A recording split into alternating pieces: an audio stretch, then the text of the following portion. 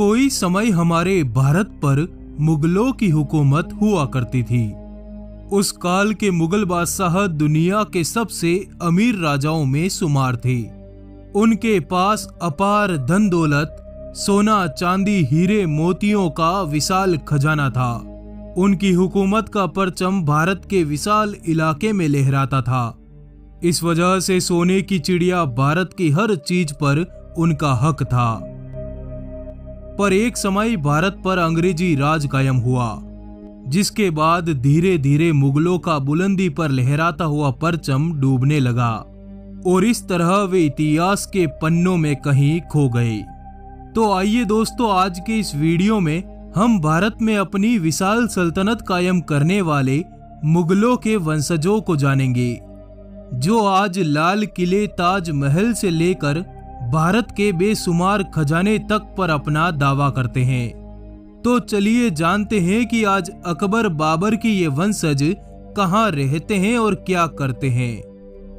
अकबर के वंशज। अकबर का जन्म अक्टूबर सन 1542 को सिंध की अमरकोट नामक एक राजपूत रियासत में हुआ था। अकबर के दादा बाबर ने ही भारत में मुगल सल्तनत की नींव रखी। पिता हुमायूं की मौत के बाद मात्र 13 साल की उम्र में अकबर सल्तनत का तीसरा बादशाह बना। बेशक अकबर एक अनपढ़ बादशाह था, पर उसके पास न सिर्फ एक विशाल साम्राज्य था, बल्कि एक विशाल फौज और बेशुमार खजाना था, जिसके दम पर अकबर अपने समय का दुनिया का सबसे अमीर आदमी बन सका। अकबर के अरमान बड़े थे। उसका सपना संपूर्ण भारत को जीतने का था। उसके इसी सपने के कारण भारत भूमि पर कई भयानक युद्ध लड़े गए, पर अकबर अपने सपनों में कभी कामयाब नहीं हो सका, क्योंकि अकबर को महाराणा प्रताप जैसे कई योद्धाओं से करारी टक्कर मिली। खैर, अकबर को धन और धूल की कहां कमी थी, क्योंकि इस वक्त उसके पास सोने की चिड़िया की चाबी थी। उसकी कुल 300 वैध और 5000 अवैध पत्नियां थी, जिनसे उसको मात्र 10 बच्चे हुए। अक्टूबर सन 1605 में अकबर की मौत हो गई। उसे आगरा के सिकंदरा के निकट दफनाया गया, परंतु अकबर की इस कब्र को एक जाट शासक ने औरंगजेब के समय जलाकर राख कर दिया था। पर दोस्तों, इतने अमीर तरीन इन मुगलों के वंशज आज कहां हैं, और है भी या नहीं? दरअसल अकबर के बाद साल 1750 तक मुगलों का राज दिल्ली तक सिमट कर रह गया। साल 1837 में बहादुर शाह जफर मुगल सल्तनत का अगला बादशाह बना, पर साल 1857 के बाद इनकी सत्ता पर अंग्रेजों ने कब्जा कर लिया और इनको सत्ता से बेदखल कर दिया।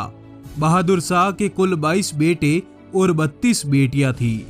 बहादुर शाह के इन्हीं बेटों में से एक याकूब हबीबुद्दीन तुसी, जो अकबर की 12वीं पीढ़ी के वंशज हैं, आज हैदराबाद में किराए के मकान में रहते हैं और बेहद गरीबी का जीवन जी रहा है।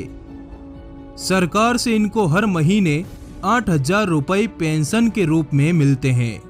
साथ ही नेताओं को मिलने वाली Z+ सिक्योरिटी भी इनको दी जाती है, पर ये इससे खुश नहीं है। ये जनाब तो सरकार से ताजमहल, लाल किला और सभी मुगल इमारतों पर अपना हक मांगते हैं, जिसके लिए इन्होंने बकायदा भारत सरकार पर दावा भी ठोक रखा है। साथ ही ये मुगलों के बेशुमार खजाने में भी अपने हिस्से की मांग करते हैं। अब इनसे मिलिए। ये हैं सुल्ताना बेगम, जो कलकत्ता में रहती हैं और बहादुर शाह जफर के पड़पोते की पत्नी हैं। आज चाय की दुकान करती हैं। इन्हें अंग्रेजों से आज भी 7000 रुपए पेंशन के तौर पर मिलते हैं। मीर उस्मान अली के वंशज। हैदराबाद का आखिरी निजाम और अपने काल का दुनिया का सबसे अमीर शख्स मीर उस्मान अली का जन्म अप्रैल सन 1886 को हैदराबाद में हुआ था। आसफ जाही वंश के इस निजाम के पास दुनिया का अकूत खजाना था। न सिर्फ खजाना, बल्कि दक्षिण की कई हीरो की खानों पर नवाब उस्मान अली का अधिकार था। उस समय दुनिया भर में बेशकीमती हीरे सिर्फ और सिर्फ हैदराबाद से जाते थे, जिसका सारा रुपया निजाम के नाम से जमा होता था। निजाम के पास कभी न खत्म होने वाला बेहिसाब पैसा था। निजाम का जितना धन भारत में है उससे कहीं ज्यादा तो ब्रिटेन की बैंकों में जमा है। भारत पाक बंटवारे के समय निजाम ने अपनी हैदराबाद रियासत को पाकिस्तान में विलय करने की घोषणा की, पर सरदार वल्लभ भाई पटेल के कड़क रुख के बाद निजाम ने भारत में शामिल होना स्वीकार कर लिया। एक दावे के अनुसार भारत पाकिस्तान युद्ध के समय निजाम ने भारत सरकार के कोष में करीब 400 से 5000 किलो सोना जमा करवाया था।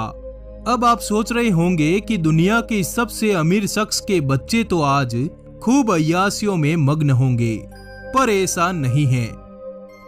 उस्मान अली की कुल 86 पत्नियां थी, जिनसे उसे 100 बच्चे हुए। आज निजाम की ये सभी औलादें निजाम की संपत्ति पर नित नए दावे ठोकती हैं।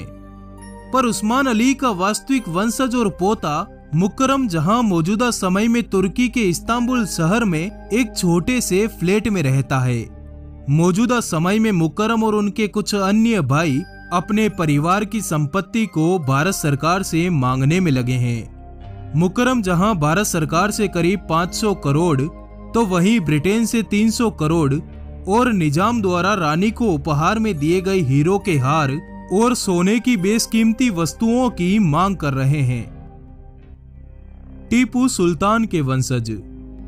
टीपू का जन्म नवंबर सन 1750 को कर्नाटक में हुआ था। टीपू सुल्तान मैसूर का शासक था, जिस पर मुगल बादशाहों का हाथ था। टीपू के पास 90,000 सैनिकों की एक बड़ी फौज, विशाल जागीर और 3 करोड़ सोने की असरफिया थी। जितना खजाना टीपू के किले में था, उससे कहीं ज्यादा तो टीपू ने जमीन में दफना रखा था। टीपू ने अंग्रेजों से अपनी सत्ता और खजाना बचाने के लिए अंत तक कई युद्ध लड़े, पर साल 1799 में अंग्रेजों से हुए युद्ध में मुगल सल्तनत के एक नवाब टीपू सुल्तान की मौत हो गई। टीपू के बीवी बच्चे, जागीर, तलवार और खजाने को अंग्रेजों द्वारा जब्त कर लिया गया। मौजूदा समय में टीपू के वंशज अपना परिवार पालने के लिए रिक्शा चलाते हैं। टीपू सुल्तान के 2 पोते सनवर और उनके भाई दिलावर कोलकाता की टीपू सुल्तान शाही मस्जिद के पास रहते हैं। दिलावर बताता है कि वह रोजाना रिक्शा खींचकर करीब 300 रुपए कमा लेता है और इसी से परिवार का गुजर बसर होता है।